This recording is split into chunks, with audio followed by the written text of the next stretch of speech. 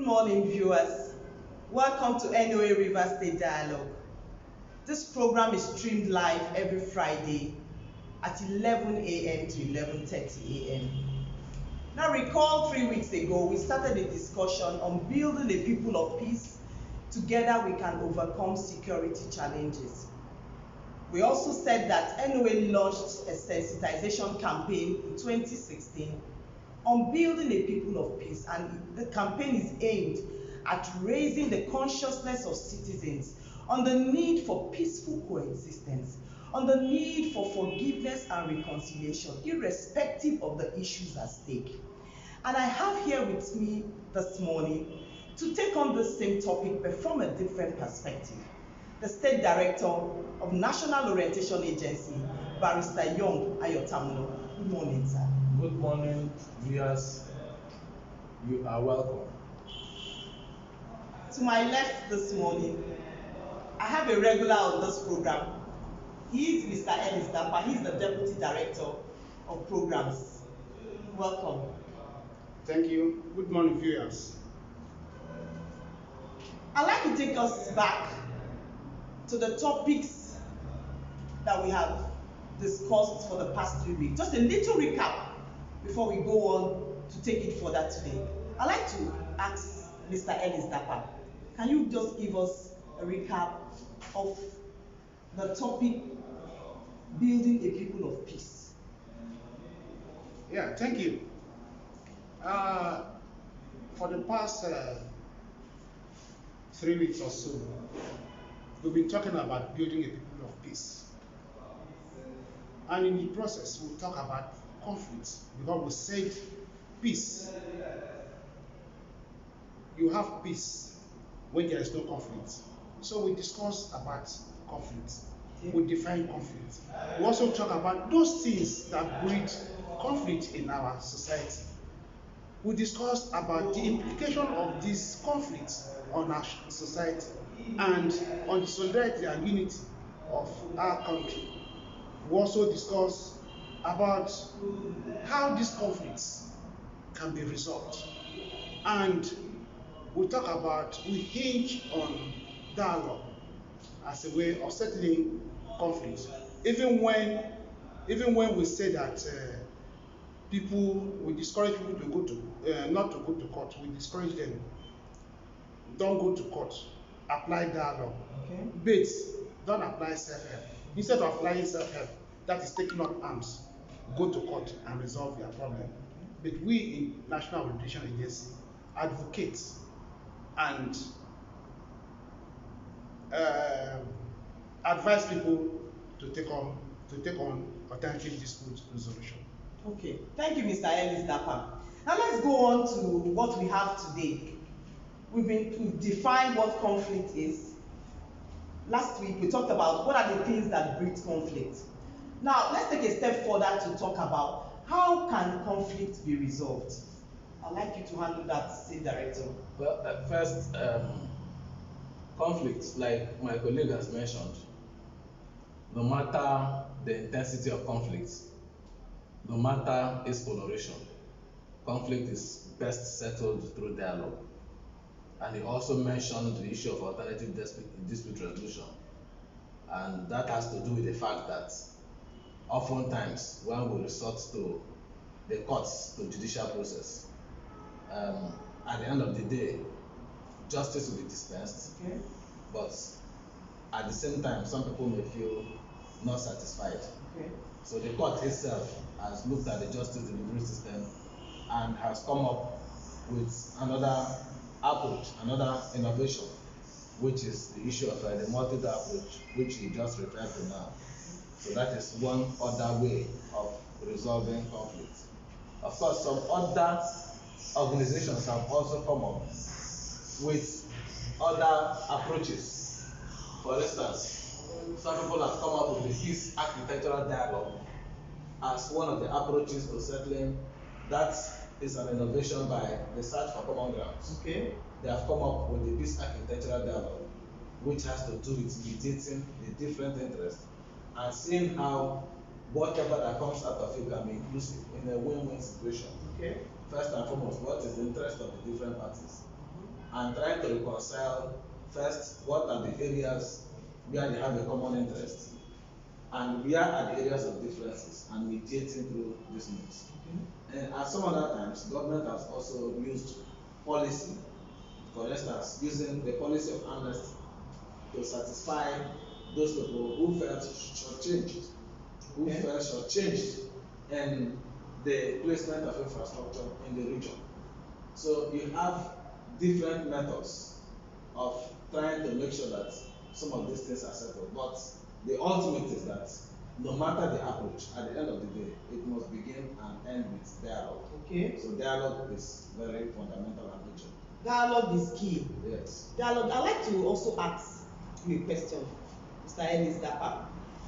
We know that there are ancient landmarks, there are authorities that have been put in place in our communities, in our societies. Have it really worked? Has it really worked? Why are people not going back to it? Are these authorities, has it actually helped to resolve conflict in the past? If yes, why are people not resorting to it?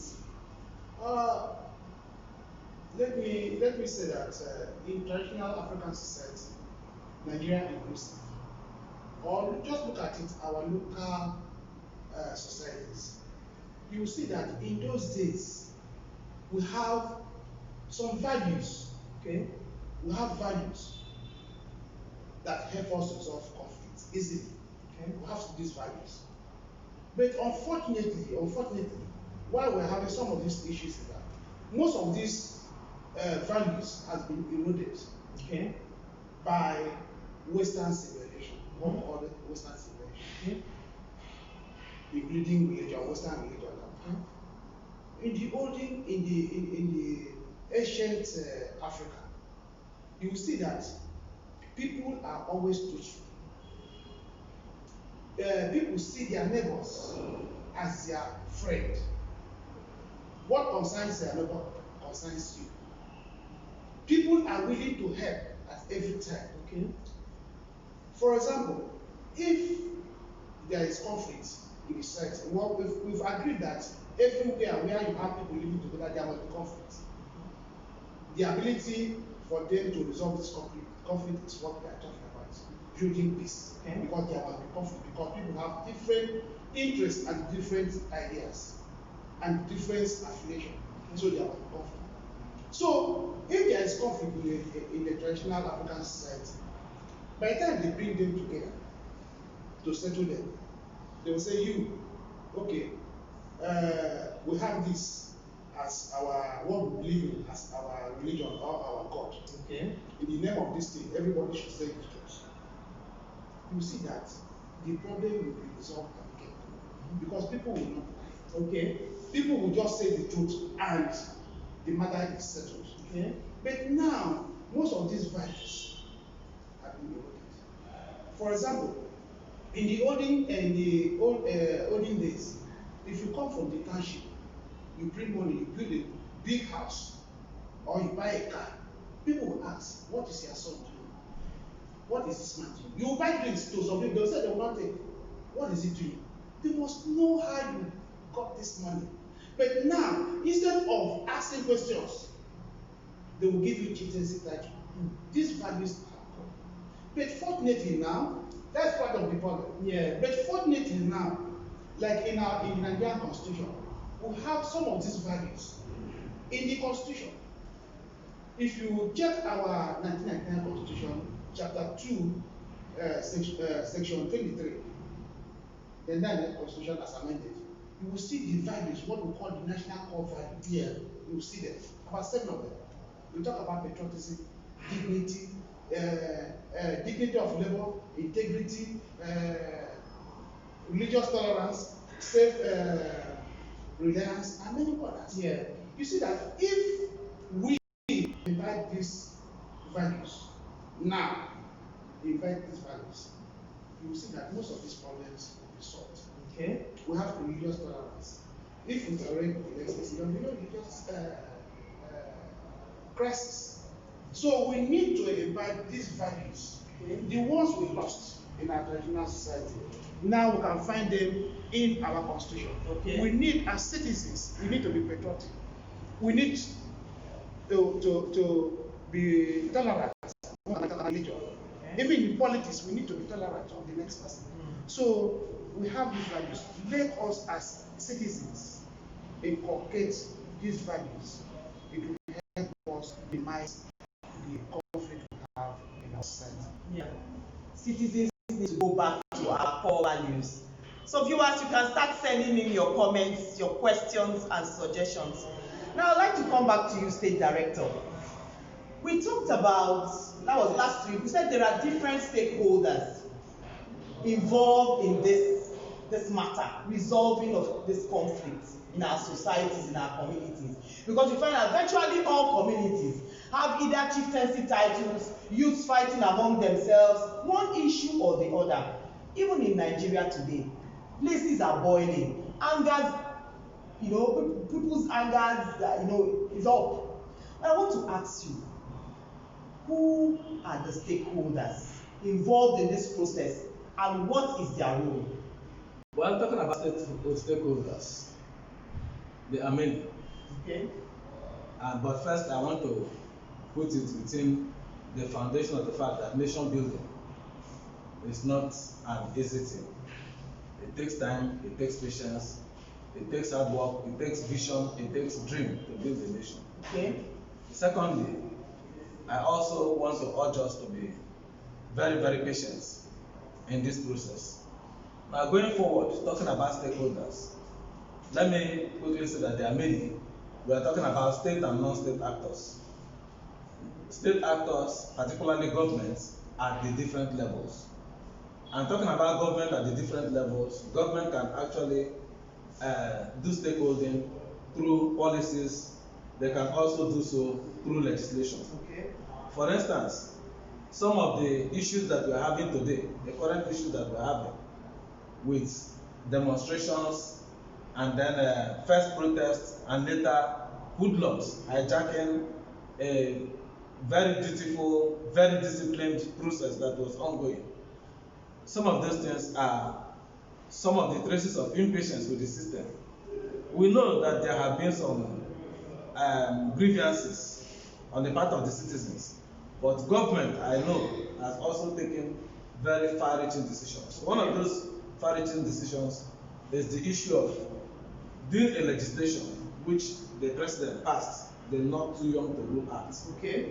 And if we have been patient, and if the youths have actually mobilized themselves well, that is one instrument through which they could have elected people to actually begin to adjust some of the grievances that they have. Okay. Settle some of them. The second one, talking about policy, we have so many of them. For instance, the agricultural policy of the country.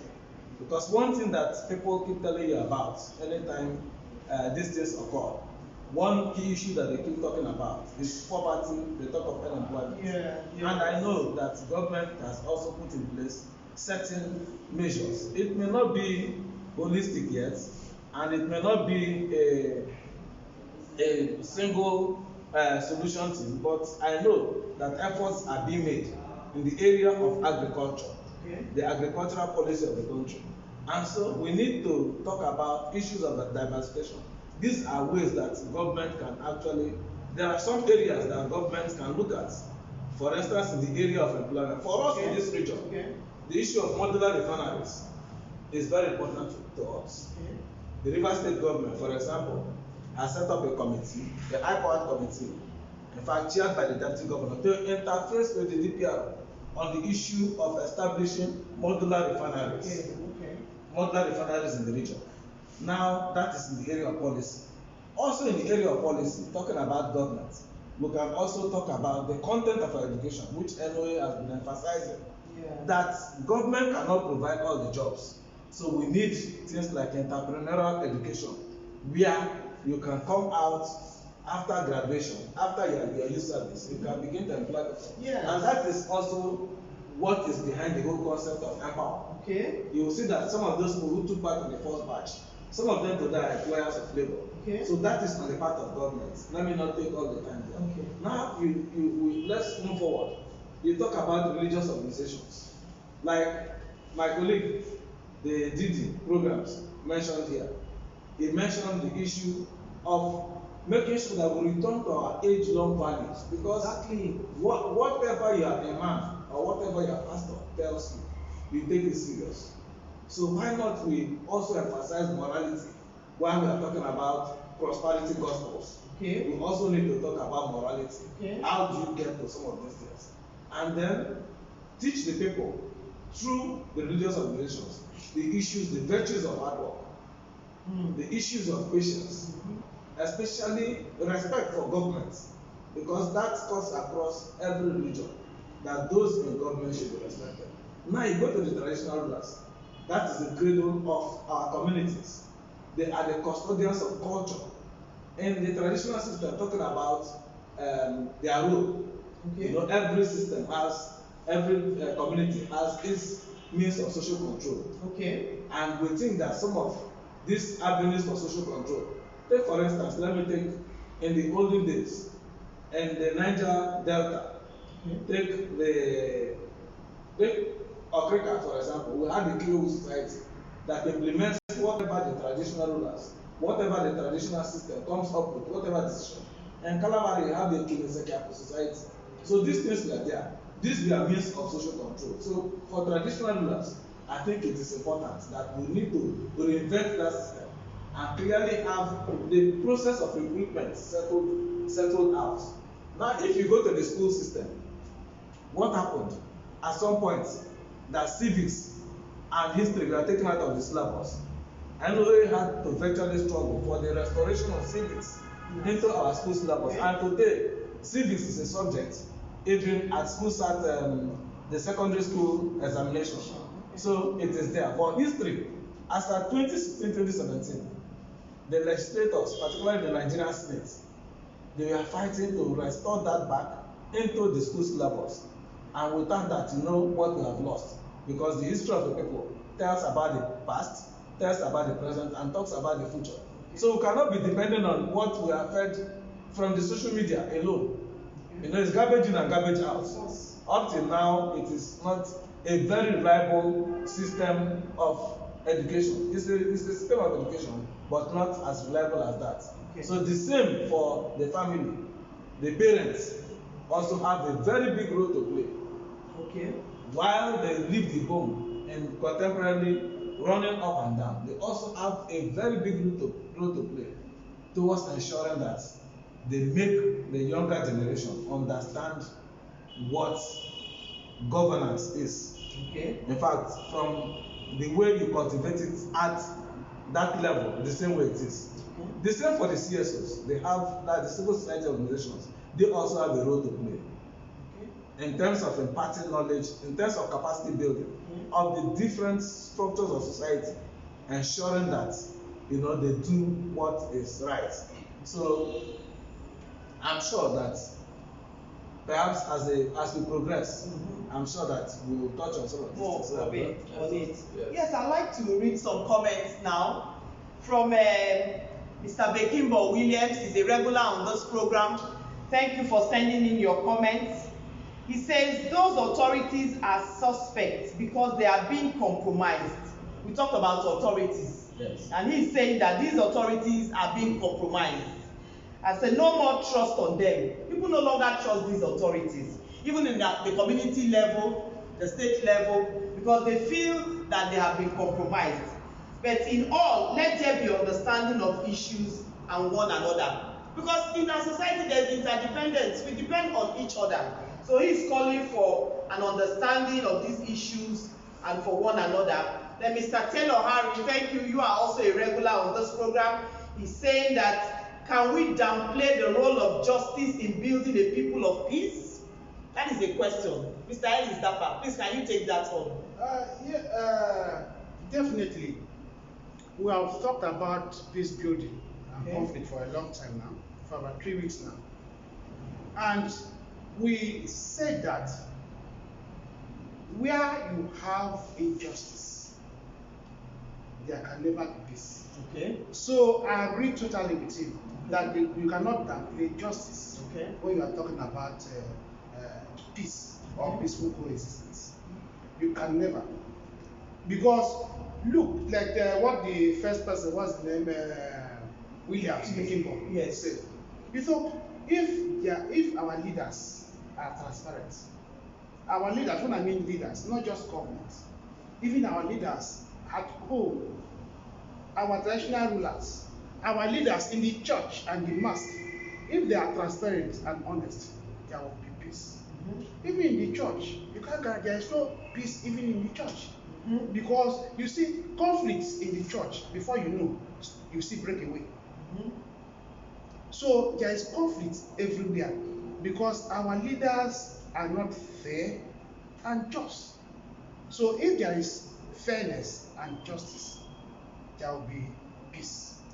There will be peace in the land. The land. So we advocate for openness, transparency from our leaders. Okay. Openness and transparency. Transparency. Well, let me just add that justice itself is a two-way traffic. Yeah, I wanted to add that. Yes, justice is a two-way traffic. The person who is feeling unjustly treated, and the person who is also at the point, the person who has the upper hand to have defense that justice. Before you ask for justice, you must also come with equity. Must come with clean hands. Okay. And saying this against the background that oftentimes we ask for accountability, but we have a society where sometimes the interpretation of even what is just is informed by sometimes along tribal lines, sometimes along the religious lines. Okay.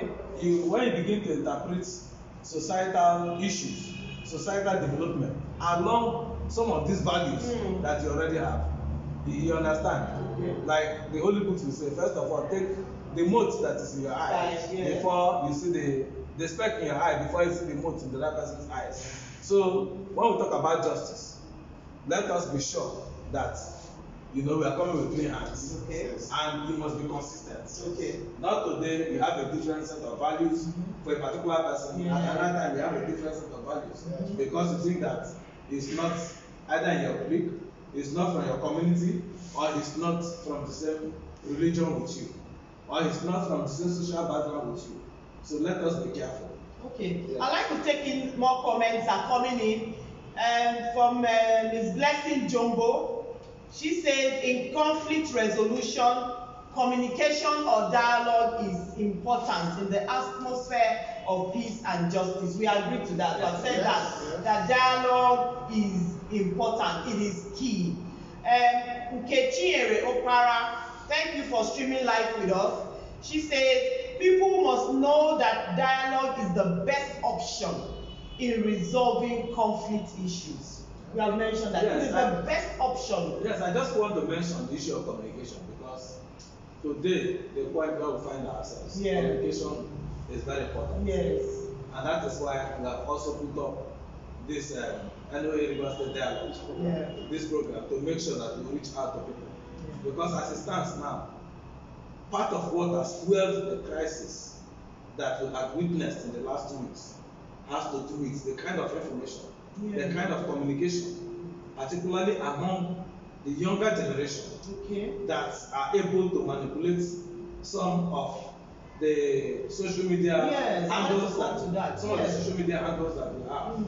Because if you look at it currently, you also find out that some of the information that we have there in the social media space, some of them cannot be validated. In fact, things happen, some of these things are things that have happened years back, and some of them in other clients, and yet they bring them back. And during this crisis, and they retool them, modify them, and push them out as if they are things that are happening now. I think we have to be very careful.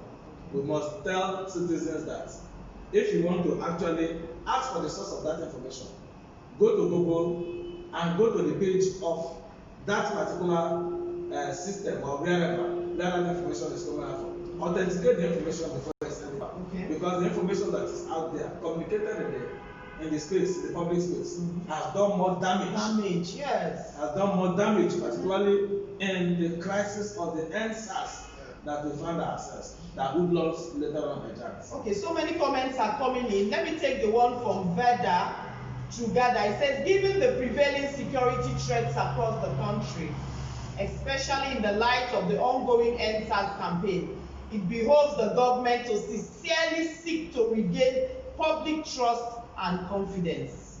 Yeah. Yes. It behoves on the government to regain the trust of the people again. Yes. It behoves on the government to do that. I want us to narrow this down, just for the little time we have left. Now, we said we have multiple stakeholders involved in this process of conflict resolution.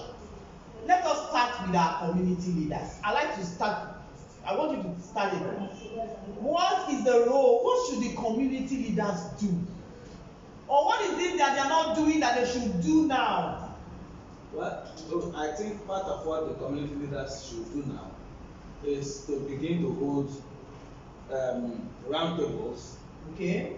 Begin to hold community meetings. Okay. Because we are talking about, you see, the crisis that we have, using that as an example. One of our key programs as an agency is the protection of infrastructure and assets. Okay. National infrastructure assets. And look at the damage that has been done. Communities must take steps towards putting up the machinery for the protection of such assets. Okay. It is not, because it is one thing to destroy an asset. What you destroy is very easy to pull down, but it's very difficult to build. And looking at the economy globally, and coming from a coronavirus endemic months, a lot of things have affected our economy. Yes. And we do think that we have to rethink, particularly at the community level. We need to start discussing. We need to start dialoguing on how to protect ourselves, and also in terms of husbandry of community resources, accountability. These are things that we cannot leave out. But now, just to cut you on, Director, are the community leaders there? Are they with their people? Well, it's one of the issues that we have raised here. Because these are the things that bring conflict. Because you can't be calling yourself a community leader, a traditional ruler, while you are an absentee. For 6 months you have not reached your community. For 1 year you have not reached your community. So who is in charge of the community in that instance? So we try to encourage as an agency. We try to encourage the traditional rulers to please stay within their communities, because that is why you are a traditional ruler, so that people can have access to you and you can mediate very proactively and frontally some of the issues that will come up, and timely too. Okay. Now, Mr. Ellis Dapa, let's go to the religious aspect. Our religious leaders, briefly, what should they start doing now? We human beings are religious. Definitely, the religious leaders have very strong influence on their congregation. So we need the religious leaders to talk to their people. I know very well that apart from women, everybody respects their religious leaders. If they tell you don't do this, they obey them even more than conflict. So we expect the religious leaders in their services, in their meetings with their congregation, they should always preach love and peace, unity among the people. If they preach, I'm sure the people will understand. If they talk to their congregation, they will understand. So we want to advise them, the religious leaders. When I mean religious leaders, I'm talking about pastors and imams, and even the traditionalists. They should talk to their people, because the people respect the people we hear from them. We need peace. They should talk to their people. I'm very sure that I've read so many books on religion, and I know that no religion on earth encourages violence. Every religion respects the sanctity of life. Every religion, they say fear God, and when you fear God, you will not also kill. So let them preach these things to their people, religious tolerance, so that the people will be peaceful. I think doing that will also help us have peaceful society. Okay, let me take on one more comment from Nkechi Erofara. He says our youth have made their point clear. We must put a stop to the NSAS protest before it will snowball to war. as the protest is taking a different dimension. Right. One last word. We all agree to this. There's need for the EndSARS protest to come to an end. We have made our points known. One last word for the people. Well, go on with all Nigeria. Okay? Unity. Okay? Unity and justice for all Okay? should be the foundation of our society. Okay. And peace is priceless. Okay. Not through everything, the nation of justice. Okay.